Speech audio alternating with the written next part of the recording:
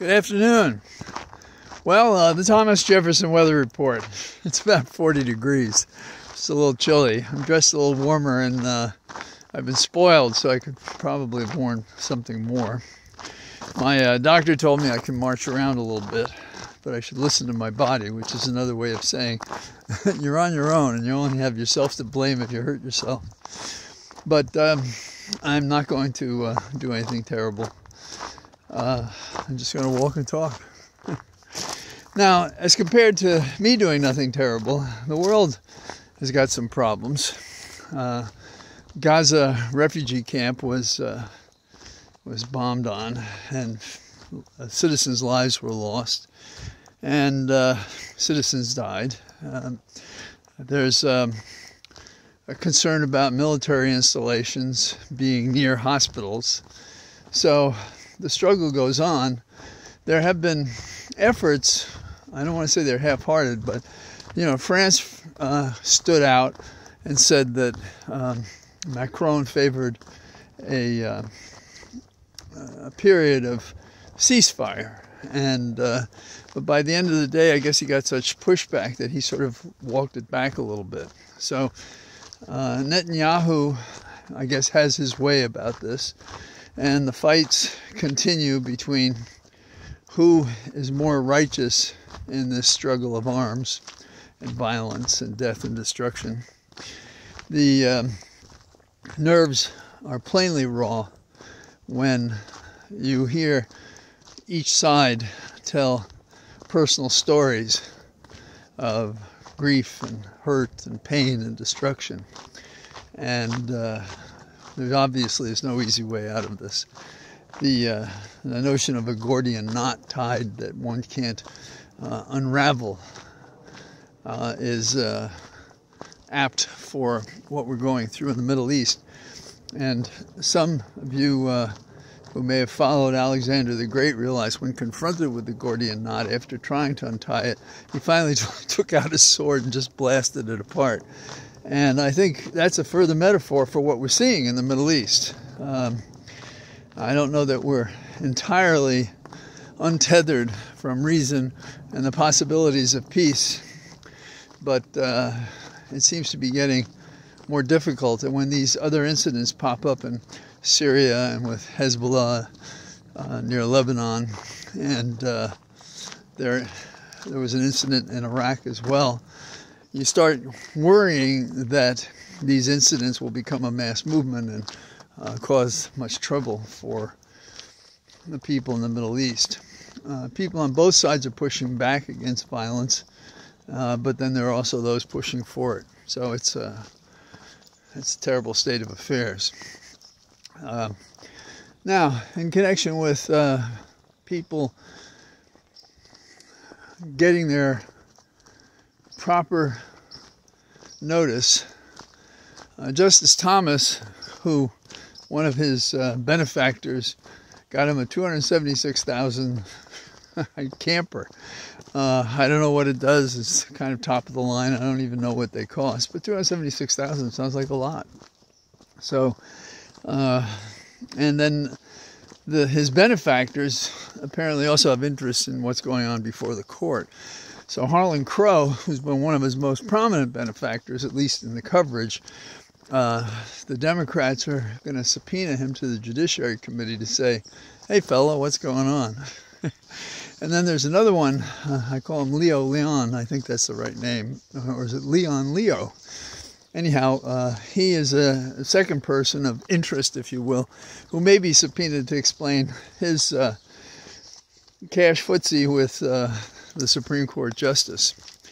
It's pretty terrible that we can't get honest people, and I know you've heard me say it before, but it was such a powerful movie when Sir Thomas More is talking to someone who would be a judge himself. More tells him, but could you withstand the bribery? And he holds up a cup, that's a gold cup that's valuable. Could you keep that? Would that affect your outcomes? So that's what we have on the Supreme Court over all these many years. We have blatant corruption. at the highest levels of government. And who's going to do anything about it?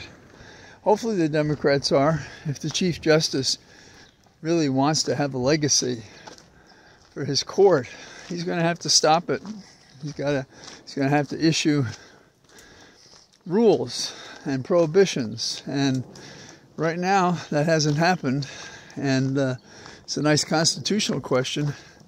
Can the co-equal branch, the legislature, write such rules? I think so. When you think about the fact that we've had judiciary acts that have defined all manner of thing involving the Supreme Court, why not require that they be honest? After all, they do take an oath for that effect. So wouldn't that be enough?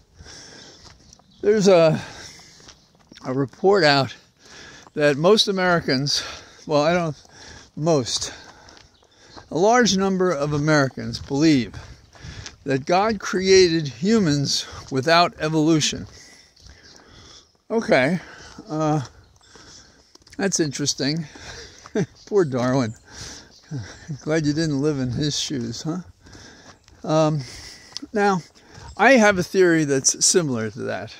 My theory is that most of us are evolving, obviously in slow, gradual, glacial ways that we cannot perceive as we are evolving.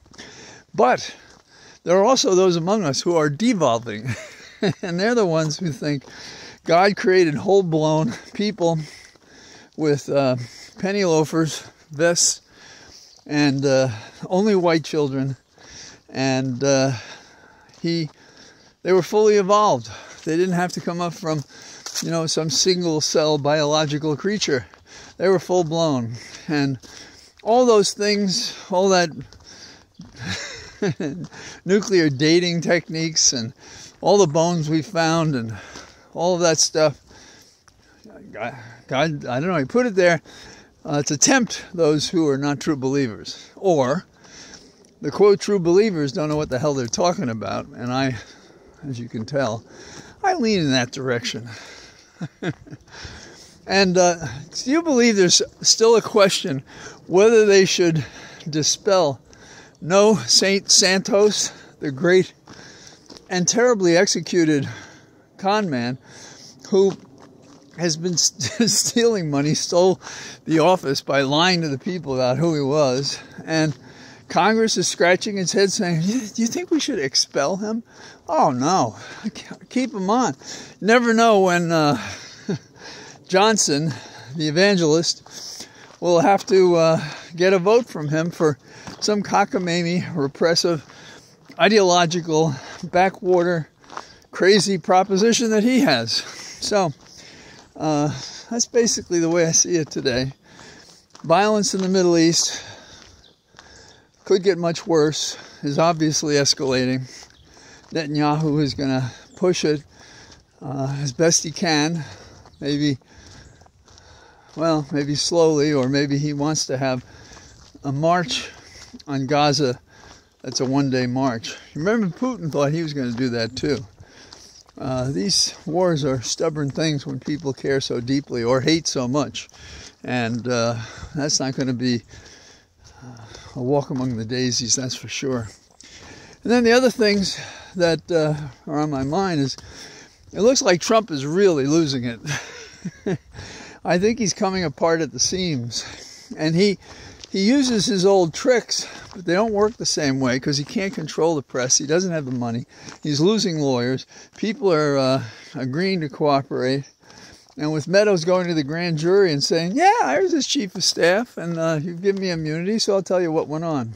I think it's just a question of time where that guy gets to sit in a jumpsuit and has to live with his natural hair, whatever that is, and spend his time.